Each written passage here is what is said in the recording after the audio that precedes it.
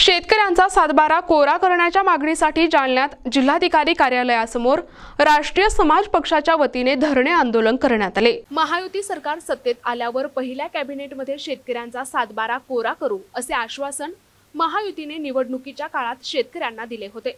त्यानंतर महायुती सरकार सत्तेत आलं, राज्य सरकारच्या अनेक कॅबिनेट झाल्या, मात्र शेतकऱ्यांना दिलेले आश्वासन सरकारने पाळले नाही। आज शेतकरी अडचणीत सापडलाय, त्यामुळे शेतकऱ्यांचे कर्ज माफ करून सातबारा कोरा करावा अशी मागणी राष्ट्रीय समाज पक्षाच्या वतीने करण्यात आली असून त्यासाठी जिल्हाधिकारी कार्यालयासमोर धरणे आंदोलन करण्यात आले।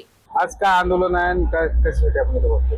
आज आमचं आंदोलन राष्ट्रीय समाज पक्षाचे राष्ट्रीय अध्यक्ष महादेवजी जानकर साहेब यांच्या नेतृत्वाखाली राष्ट्रीय समाज पक्षाने संपूर्ण महाराष्ट्रामध्ये प्रत्येक जिल्हाधिकारी कार्यालयासमोर आज शेतकऱ्यांच्या कर्जमाफीसाठी धरणे आंदोलन ठेवलेलं आहे।